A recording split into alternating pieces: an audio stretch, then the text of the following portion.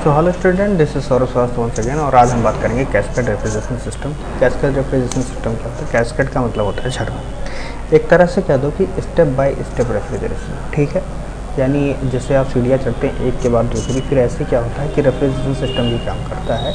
इसमें क्या होता है कि एक या एक से ज़्यादा हमारा जो रेफ्रिजरेटर है उनको क्या करते हैं, सिस्टम है रेफ्रिजरेशन सिस्टम, उसको क्या करते हैं हम आपस में सीरीज़ में लगा देते हैं। ऐसा क्यों करते हैं जनरली कि मान लिया मुझे किसी भी जगह को क्या करना है, कुछ ऐसा एनवायरनमेंट है जहाँ को क्या है मेरे को बहुत ज़्यादा कूल करना है, ठीक है।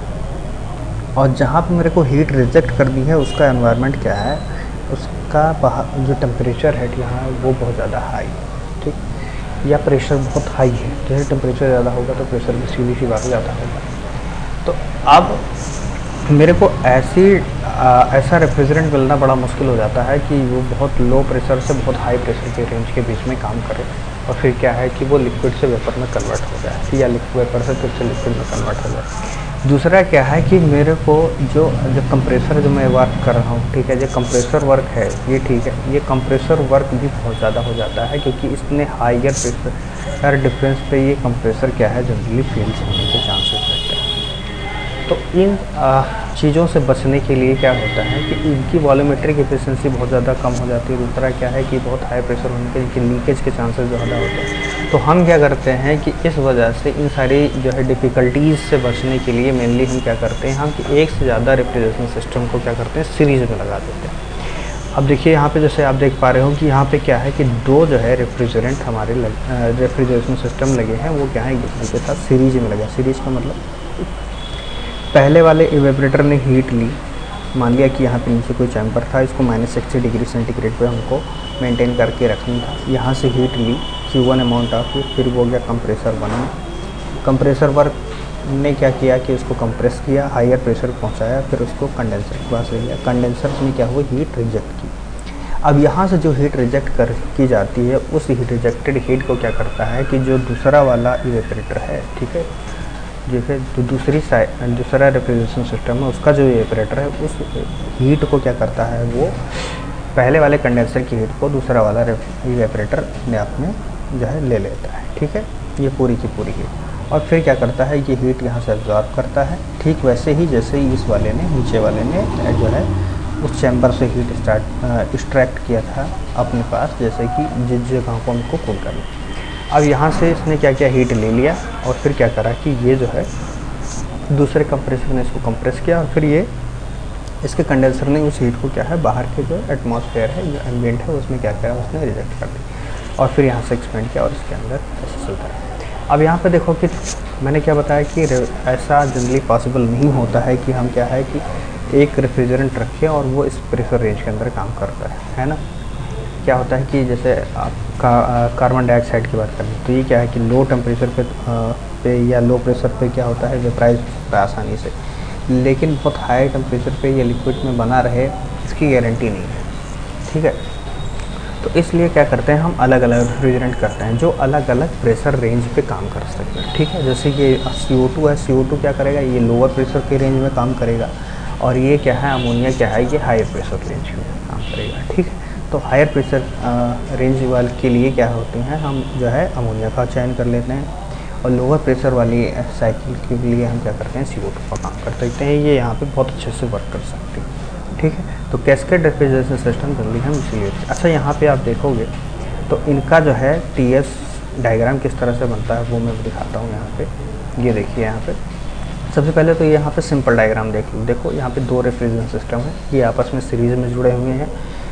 पहले वाले ने क्या है Q1 अमाउंट ऑफ हीट लिया जो लोअर प्रेशर पे काम कर रहा है, ठीक, उसके लिए कोई रेफ्रिजरेशन सिस्टम रहा होगा, उसके लिए उस सिस्टम को मान लेते हैं हम R1, उसने W1 अमाउंट ऑफ हीट लिया, फिर उसकी वजह से क्या हुआ, Q2 अमाउंट ऑफ हीट यहाँ से इसने रिजेक्ट किया, उसके कंडेंसर ने जितनी हीट रिजेक्ट किया वो पूरी की पूरी दूसरे वाले की इवेपरेटर ने उसको एब्जॉर्ब कर ली। देखो यहाँ से जितनी कंडेंसर ने हीट रिजेक्ट की उतनी दूसरे वाले ने पूरी की पूरी एब्जॉर्ब कर ली।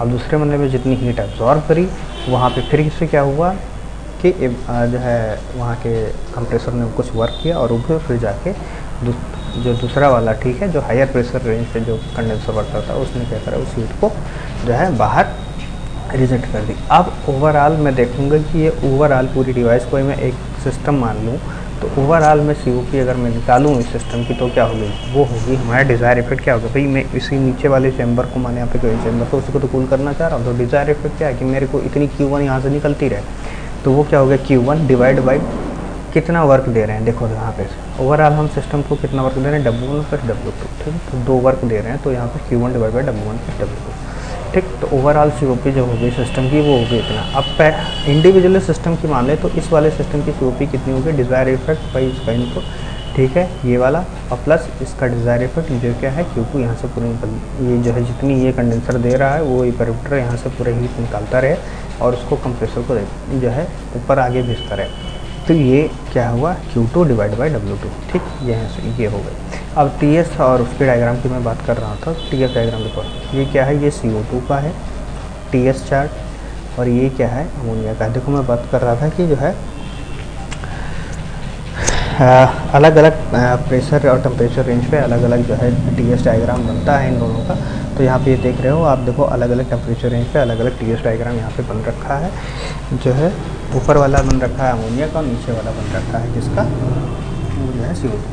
अब एक बात आती है कि भाई पहले वाले का जो कंडेंसर प्रेशर हो, ठीक है, पहले वाले का जो कंडेंसर का प्रेशर है वो जनरली क्या रखा जाता है, हायर रखा जाता है दूसरे वाले के, ठीक है, जो हायर प्रेशर पे जो वर्क कर रहा है, ठीक है, जैसे अमोनिया पे दिख रहे हैं, जो अमोनिया का है ये हाई प्रेशर पर वर्क कर रहा है। इस वाले का इवेपोरेटर प्रेशर, यानी इसका इवेपोरेटर का प्रेशर इसके कंडेंसर के प्रेशर से लो होता है, यानी जिसका प्रेशर ज़्यादा होता है कंडेंसर का और यहाँ पे इवेपोरेटर का कम। ऐसा क्यों रखा जाता है, यहाँ पे देखो ये वाला पहले वाले का कंडेंसर का प्रेशर ज़्यादा है, दूसरे वाले का इवेपोरेटर का प्रेशर कम है। ऐसा इसलिए रखा जाता है कि जब इसका प्रेशर ज़्यादा रहता है तो इसका टेम्परेचर भी ज़्यादा रहेगा। अब देख रहे हो वहाँ पे, जैसे इसका टेम्परेचर क्या है 5 डिग्री और दूसरे वाले का क्या है -5 डिग्री। तो जब इसका टेम्परेचर ज़्यादा है, इसका टेम्परेचर कम है, तो क्या करेगा, हीट आसानी से इसमें से इसमें फ्लो करती है। हीट जो है टेम्परेचर का वही फंक्शन है, तो अगर टेम्परेचर में डिफरेंस अगर होगा तो जिसका टेम्परेचर ज़्यादा, हीट उधर से ही फ्लो करना शुरू होता है। इधर का टेम्परेचर ज़्यादा है इसलिए हीट यहाँ से फ्लो करना शुरू करती है इधर, ठीक है। तो हीट पूरी की पूरी क्या हो गया है, पहले वाला कंडेंसर से पूरी की पूरी हीट दूसरे वाला इवेपोरेटर में आसानी से चल जाए, इसलिए क्या करते हैं ये वाला सिस्टम यहाँ पे जो इसका प्रेशर ज़्यादा रखा जाता है कंडेंसर, ठीक, ताकि इसका टेम्परेचर भी ज़्यादा रहे। अब यहाँ से पूरी हीट निकल गई, यहाँ से हीट और फिर ठीक है, यहाँ से Q1 लिया, कंप्रेसर ने वर्क किया, इसमें पूरी हीट यहाँ से रिजेक्ट की, जितनी रिजेक्ट की उसमें दूसरे वाले इवेपोरेटर ने लिया, उसका कंप्रेसर ने वर्क किया और फिर ऐसे, ठीक है। जब भी आप डायग्राम बनाइएगा उसका TS के मान के तो अलग अलग डायग्राम जरूर बनाइएगा, ये एक जैसे नहीं होते हैं, मैं पहले बता दूँगा। इसलिए क्यों नहीं होते, क्योंकि अलग अलग जो है हमने रिफ्रिजरेंट यूज़ किया, हर रिफ्रिजरेंट के लिए एक अलग होता है। हाँ, शेप लगभग एक जैसा दोनों का होगा, शेप देखने में एक जैसा होगा, लेकिन क्या है वो अलग अलग होगा, ठीक है, वो एक ही लाइन पे नहीं होगा। ऐसा नहीं है कि एक ही पे अमोनिया बना दिया, एक ही पे केमिस्ट्री, ऐसा करोगे गलत हो जाएगा, ऐसा चीज़ नहीं करना है, ठीक है। तो जब हाँ ये चीज़ हो गया कि ये इन दोनों को जब आप सॉल्व करोगे, ठीक है, और यहाँ से जब ये लगाओगे Q1 plus W1 equal to Q2 और फिर Q2 plus W2 equal to Q3, ये जो ओवरऑल आप सॉल्व करोगे तो ओवरऑल जो COP आएगी वो COP1 into COP2 divided 1 plus COP1 into COP2, ठीक है, ये जो है आएगी। और ये कैसे आएगी, इसका जो प्रोसीजर यहाँ पे दे रखा है, आप लोग डायग्राम में अपनी बुक में अच्छे से देख लीजिएगा। तो ये फार्मूला आपको याद रखना है, इस फार्मूले से ही जो है जल्दी क्वेश्चन जो है पूछे जाते हैं, ठीक। ये इसके ऊपर VCRS में चूँकि MCQ बेस्ड आपका क्वेश्चन होना है तो ये नहीं चाहिए, क्योंकि ये फिजिकल क्वेश्चन है, ये GSC गेट वगैरह में पूछे जाते हैं, पायलट होता है। अब जो कुछ हो नहीं रहा है तो इसलिए ये पूछा नहीं जाएगा, ठीक। तो ये मैंने बता दिया। उसके बाद फिर आते हैं हम इलेक्ट्रोफ्लक्स के ऊपर, ठीक है। हाँ, वेपर एब्जॉर्प्शन सिस्टम,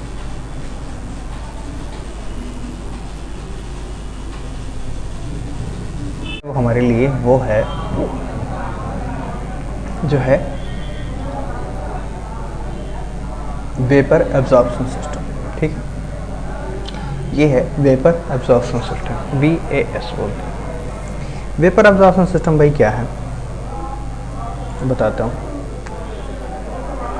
देखिए होता क्या है कि हमने सिंपल VCRS सिस्टम के अंदर क्या है कि भाई हमने क्या करा, एक कंप्रेसर लगा देते थे, ठीक है, और कंप्रेसर लगाने की वजह से क्या होता है कि हमने एक वो कंप्रेसर ही हमारा एक मैकेनिकल डिवाइस है जो क्या करता है कि लोअर प्रेशर से हायर प्रेशर की ओर का डिफरेंस मेंटेन करता है, ठीक है। यानी जो रेफ्रिजरेंट हमारा जो लो प्रेशर पे है उसको क्या करता है, हाई प्रेशर पे पहुंचाने का काम रेफ्रिजरेंट करता है। अब वेपर एब्जॉर्प्शन सिस्टम में ये है कि मेरे को कंप्रेसर नहीं लगाना है, एक ऐसी डिवाइस बनानी है जिसकी बहुत जगह क्या है इलेक्ट्रिसिटी वगैरह ये सारी चीज़ें अवेलेबल नहीं होती हैं। तो ये इस चीज़ को ध्यान में रख के बनाया गया कि भाई मैं एक ऐसा एक कूलिंग सिस्टम बनाऊँगा जहाँ पे मैं कंप्रेसर नहीं लगाऊँगा, ठीक है। यानी मेरे को कंप्रेसर की ज़रूरत नहीं है, मैं मैकेनिकल डिवाइस ऐसे नहीं यूज़ करता हूँ, ठीक है। क्योंकि मैकेनिकल डिवाइस होने से क्या होता है कि कई बार बहुत ज़्यादा शोर होता है, ऊपर से हमको इलेक्ट्रिसिटी की ज़रूरत होगी, ठीक है। और ये क्या है कि बहुत रूरल एरियाज़ में जहाँ पे जो है लाइट या इलेक्ट्रिसिटी की अवेलेबिलिटी नहीं है वहाँ पे यूज़ नहीं कर सकते हैं। और कई जगह ऐसी होती हैं जैसे रिमोट एरियाज़ में जब हम जो है जाना होता है, वहाँ पे काम करना होता है, ठीक है, कुछ प्रोजेक्ट वर्क करना होता है, तो वहाँ पे ऐसी जो है सिचुएशंस आ जाते हैं कि हमें जो है चीज़ों को ठंडा रखने की ज़रूरत है। हमारे पास फूड्स हैं, ऐसी कोई चीज़ें उनको ठंडा रखने की ज़रूरत है, बट क्या है कि हम इन सारी मतलब एक हैवी कंप्रेसर लेके जाके वो सारा सिस्टम उतना ऐसा इंस्टॉल नहीं कर सकते। तो हम तो क्या है कि एक ऐसा रेफ्रिजरेशन सिस्टम डिज़ाइन किया गया जो क्या है कि वो कंप्रेसर के पूरे सिस्टम को ही उसने ख़त्म कर दिया, हटा दिया, ठीक है। और उसके जगह पे ये इतनी पूरी डिवाइस लगा दी। अब देखने में लगेगा भाई एक कंप्रेसर हटाया और लगाया कितना ज़्यादा, हाँ ठीक है, बिल्कुल सही बात है कि ये बहुत ज़्यादा सिस्टम यहाँ पे लगा दिया, लेकिन एक्चुअल में क्या है कि ये सारा कंप्रेसर को रिप्लेस करने के लिए लगाया गया, ठीक है। अब देखो होता है क्या है, क्या क्या लगाया उसके हटाने के लिए। देखो एक लगाया तो जो है हमारा एब्जॉर्बर, ये देखिए एब्जॉर्बर लगाया, और उसके बाद ये हीट एक्सचेंजर है, इसको छोड़िए।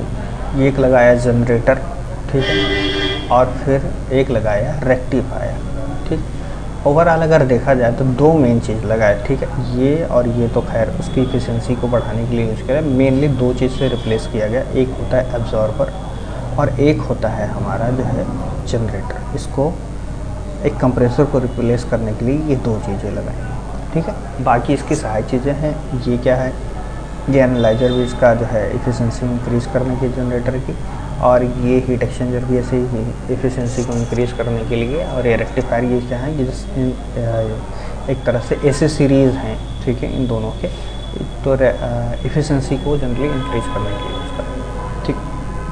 अब मैं बताता हूँ कि होता क्या है। देखिए होता क्या है कि इसमें एक के बजाय ना दो रेफ्रिजरेंट यूज़ करे जाते हैं, ठीक है। दो चीज़ें यूज़ कर रहे हैं, एक होता है हमारा एब्जॉर्बेंट और एक होता है हमारा रेफ्रिजरेंट, ठीक। जैसे यहाँ पे देखिए वाटर अमोनिया का एग्जांपल दे रखा है, वाटर और अमोनिया।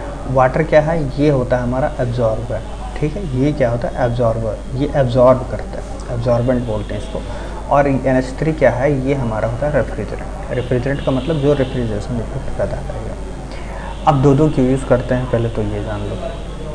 देखो होता है क्या कि जब कंप्रेसर हम यूज़ करते थे तो उसमें क्या है सिंगल रेफ्रिजरेंट ही यूज़ करते थे, लेकिन क्या है कि यहाँ पे हम दो जो फ्लूइड यूज़ कर रहे हैं, इसमें अब एक क्या होता है कि एक का जो है बॉइलिंग पॉइंट होता है बहुत कम होता है, और दूसरे का क्या होता है बॉइलिंग पॉइंट बहुत ज़्यादा होता है। तो मेरे को एक जब मैं इसको गर्म करूँगा, ठीक है, तो वो क्या करे कि वो हीट तो ले ले पहले से, और दूसरा क्या है कि पहला वाला जो है तुरंत गर्म होके और यहाँ से निकल जाए, ठीक, यहाँ से निकल जाए हीट होने के बाद।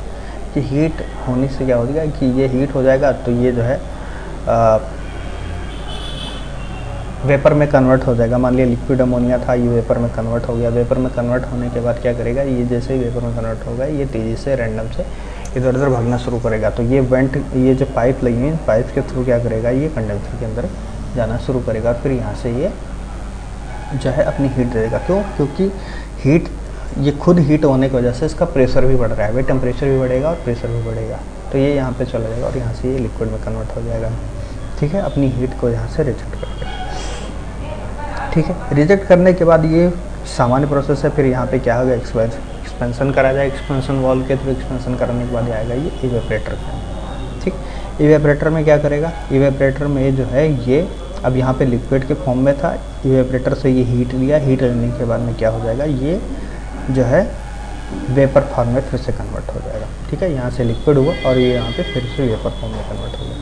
अब वेपर फॉर्म में कन्वर्ट होने के बाद में क्या करेगा, यहाँ पे देख रहे हो आप जो है कि ये इधर की तरफ क्यों फ्लो करे, इसको इधर की तरफ फ्लो कराने के लिए क्या करेंगे हम जो है यहाँ पे इस दूसरे वाले साइड में क्या करते हैं, हम एक कूलिंग सिस्टम लगा देते हैं और यहाँ पे एक वाटर को एज ए एब्जॉर्बेंट लगा देते हैं। तो वाटर क्या करता है कि ये इसको एब्जॉर्ब करता है, ठीक है, अमोनिया को, ठीक है, ये क्या करता है एक तरह से अट्रैक्ट करता है। अट्रैक्ट करने की वजह से क्या करेगा कि, और दूसरा क्या है, इसका टेम्परेचर भी ज़्यादा ठंडा है, तो टेम्परेचर ठंडा कम होने की वजह से क्या करेगा कि ये अमोनिया को अपने अंदर क्या करता है, डिसॉल्व करा देता है। और डिज़ोल्व करने की वजह से क्या होता है कि ये अमोनिया तेज़ी से इसकी तरफ करता है। भाई यहाँ पे कोई मैकेनिकल डिवाइस तो लगी नहीं है जिसकी वजह से क्या है कि इसका फ्लो आसानी से हो सके, तो इसीलिए ये एब्जॉर्बर हमको यहाँ पे एब्जॉर्बर लगाना ज़रूरी होता है। ठीक है, एब्जॉर्बर के में जो एब्जॉर्बेंट है हमारा H2O, ये क्या करते हैं, इसको बाहर से हम जो है ठंडा करते हैं किसी भी चीज़ के थ्रू। ठीक है, मान लिया कोई अलग वाटर से ही यूज़ करा होगा इसके पाइप के थ्रू, जिसको क्या है कि ये ज़्यादा ठंडा करेगा और इसके अंदर का जो वाटर है, ठीक है, ये वाटर क्या करेगा, ये बहुत कूल होने की वजह से क्या करता है कि ये जो है इस अमोनिया को अपने अंदर क्या करता है, एक तरह से कह लो कि ये अपने में अब्जॉर्ब कर लेता है, सोख लेता है एकदम से। और इस वजह से एक जो है इसको यहाँ पे एक फोर्स मिल जाती है, डायनामिक फोर्स, उसके वजह से क्या है अमोनिया अपने आप इसकी तरफ खींचा चला आता है एक तरह से। ठीक है, क्योंकि मैकेनिकल डिवाइस है नहीं इसलिए मेरे को ये जुगाड़ करना पड़ता है। ठीक, अब यहाँ पे क्या हुआ, लिक्विड और अमोनिया आपस में क्या होता है, एक दूसरे में मिक्स हो जाते हैं। ठीक, फिर उनको क्या करता है, पंप के थ्रू क्या है वह यहाँ पे भेजा जाता है, कहाँ पे, जो है जनरेटर के पास, फिर से जनरेटर के पास। अब जनरेटर को गर्म करने के लिए क्या करते हैं हम, दो तीन तरह की चीज़ें यूज़ कर सकते हैं। क्या यूज़ कर सकते हैं हम, यूज़ कर सकते हैं या तो कि यहाँ पे कोई ऐसा हीट सिस्टम, जैसे कन्वेंशनल हीट सिस्टम है, जैसे लकड़ी वगैरह जला दिया, ठीक है, उसके थ्रू यहाँ पे गर्म किया, ताकि क्या है कि ये गर्म हो और उसके बाद अमोनिया यहाँ से तेज़ी से निकल जाए। ठीक है, क्योंकि अमोनिया क्या है कि अमोनिया जल्दी जो है वेपर में कन्वर्ट होती है वाटर की कंपैरिजन में। ठीक है, तो वाटर इसके अंदर ही रह जाता है और जल्दी अमोनिया इसमें से निकल जाती है। ठीक, या तो मैं कुछ एसिड, हाँ, अब गर्म करने के लिए क्या करें, या तो मैं सोलर सिस्टम लगा दूँ, भाई सोलर पैनल के सोलर वाटर हीटर सिस्टम लगा दूँगा, तो वो क्या करेगा, उससे भी हमारा ये जो है जनरेटर गर्म हो जाएगा।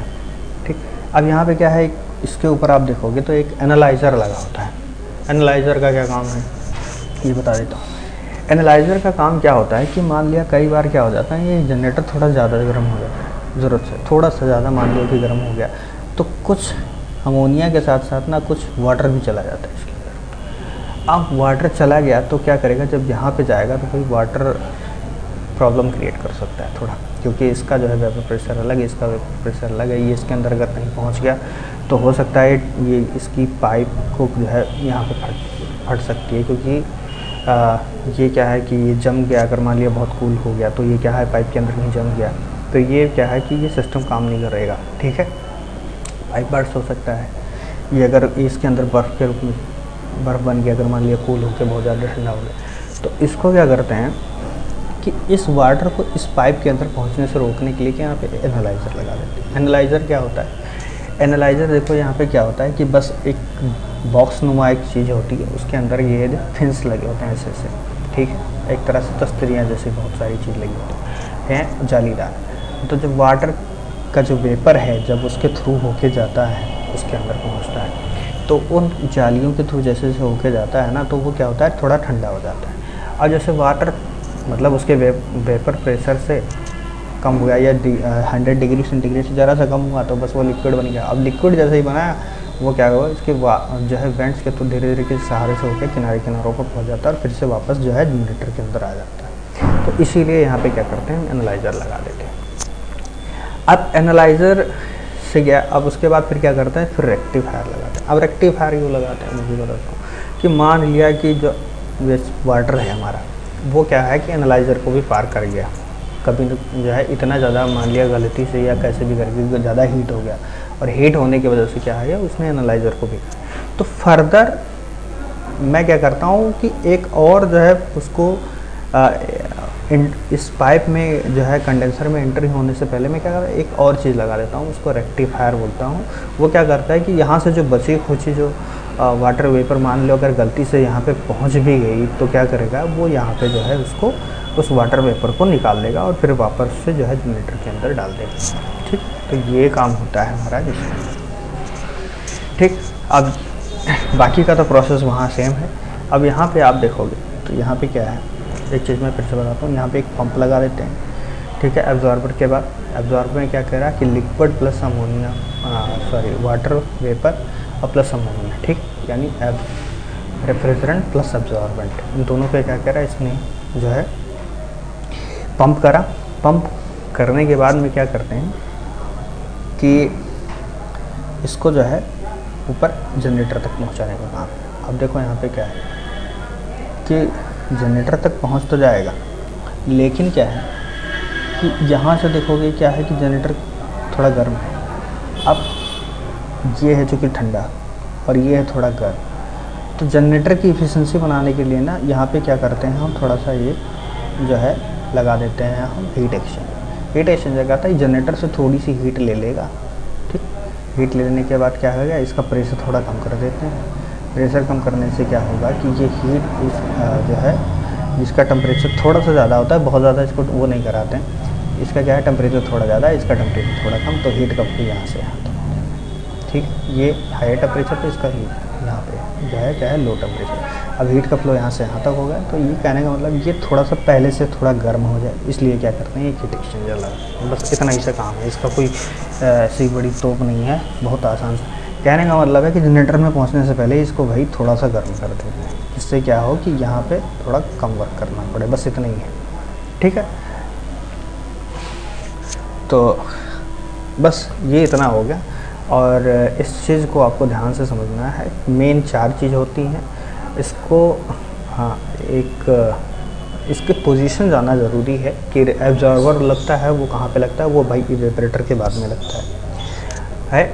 और एब्जॉर्बर के बाद में मेरे को क्या लगाना होता है, जनरेटर। जनरेटर के ऊपर उसकी एफिशिएंसी को इंक्रीज़ करने के लिए एनालाइज़र और रेक्टिफायर लगा देते हैं, ठीक है।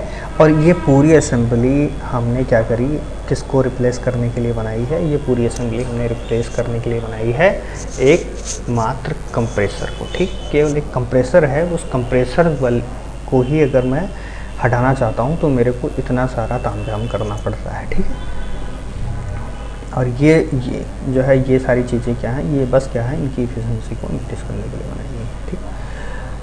अब ये सारा कुछ इसके अंदर उसकी वर्किंग सिस्टम मैंने बता दिया, कैसे ये वर्क करता है, ठीक है। हाँ, ये क्या है, इसका एडवांटेज क्या है, इसका एडवांटेज ये है कि ये कोई भी इलेक्ट्रिसिटी का यूज़ नहीं करता है, ये कन्वेंशनल हीट का यूज़ करता है, ठीक है। यानी कि लो ग्रेड एनर्जी जो हमारी है हीट, उसको यूज़ करता है, ठीक है। और इसी पे ये वर्क करता है, ठीक है। तो ये इसका एडवांटेज क्या है, ये रिमोट लोकेशंस के लिए बहुत ज़्यादा यूज़फुल है। हाँ, लेकिन इसका एक डिसएडवांटेज भी है ना कि ये ओवरऑल मशीनरी जो है ना, ये बहुत ज़्यादा बल्की होती है, बहुत ज़्यादा भारी होती है। तो अगर जो है विलेज एरिया में जहाँ पे क्या है लकड़ी या सन की बहुत ज़्यादा अवेलेबिलिटी है, वहाँ पे हम इसको अच्छे से इंस्टॉल कर सकते हैं। मैंने शुरू में जब स्लाइड बताई थी तो स्लाइड में बताया था, तो मैंने यहाँ पे दिखाया था कि वेपर एब्जॉर्प्शन सिस्टम की एक मशीन दिखाई थी जो बहुत बड़ी भारी भरकम मशीन रही हुई। आप लोगों ने देखा होगा, नहीं देखा है तो पहला या दूसरा है शायद चैप्टर, उसमें जाके देख लीजिए, या वैसे ही गूगल करके देख लीजिए, आपको वहाँ पता लग जाएगा कि कैसे होता है, ठीक। तो हाँ, ठीक। तो ये इसका डिसएडवांटेज है कि मशीन ओवरऑल बहुत भारी है, लेकिन एडवांटेज ये है कि ये गांव में अच्छे से ऑपरेट कर सकता है, या विलेज एरिया में, रिमोट एरिया में बहुत अच्छे से ऑपरेट कर सकता है। दूसरा क्या है कि यहाँ पे अगर मैं इसके अलावा अगर यहाँ पे मैं जनरेटर को यूज़ जो है गर्म करने के लिए मगर यहाँ पे सोलर वाटर हीटर सिस्टम लगा देता हूँ जो है, तो ये इसकी कास्ट क्या हो जाती है, ऑलमोस्ट 0 हो जाती है, ठीक है। क्योंकि इसकी कास्ट बस उतनी ही रह जाएगी कि जितनी की जब तक कि ये जो है सोलर वाटर सिस्टम वर्क कर रहा है, ठीक। फिर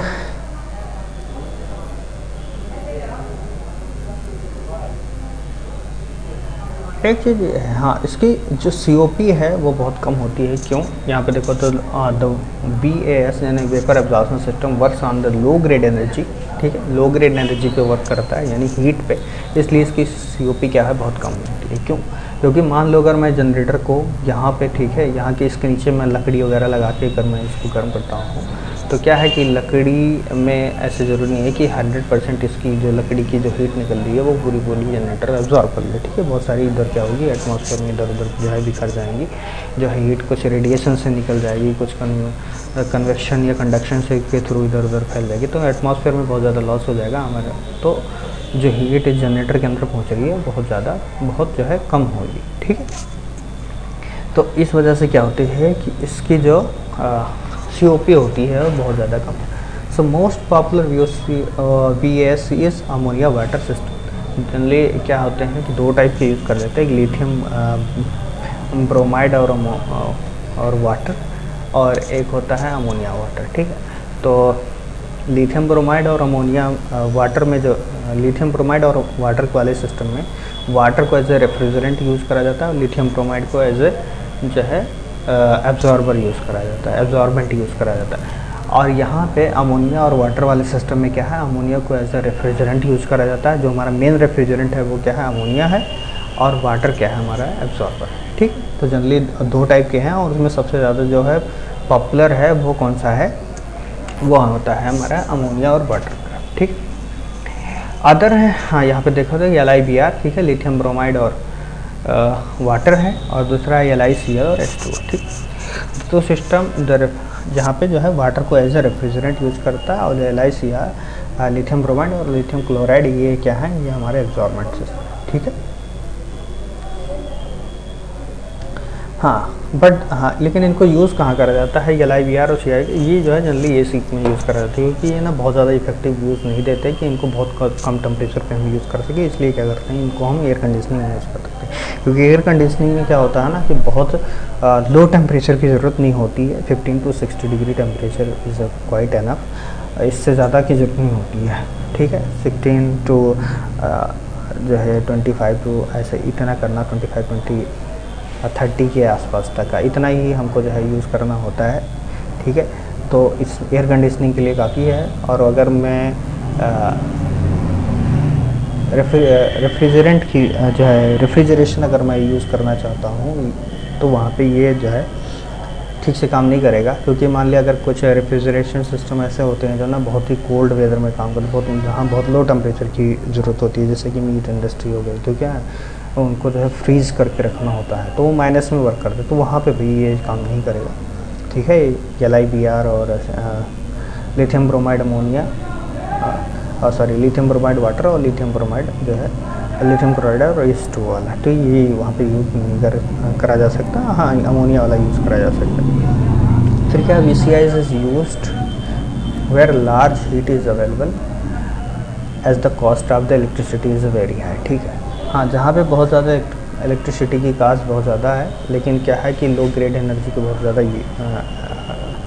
अवेलेबिलिटी है, जैसे जंगल एरियाज़ में, तो वहाँ पे क्या लकड़ी बहुत होती है, या कोल साइड की तरफ वहाँ पे क्या है कोयला बहुत ज़्यादा है, तो कोयले को आसानी से यूज़ करके हम जो है इलेक्ट्रिसिटी वो जो है हीट पैदा कर सकते हैं, ठीक है, जनरेटर को ऑपरेट कर सकते हैं, तो वहाँ पे आसानी के साथ इसको यूज़ करा जा सकता है, ठीक है। अब इसके बाद आता है क्या, इसके बाद आता है इलेक्ट्रोफ्लक्स रेफ्रिजरेटर। इलेक्ट्रोफ्लक्स रेफ्रिजरेटर क्या है, ये क्या है ना, एक तरह से कह लो कि ये VAS का जुड़ा हुआ भाई है। हाँ, ये चीज़ समझ लो कि इलेक्ट्रोफ्लक्स जो है वो क्या है, वो VAS का जो है वो जुड़वा भाई है।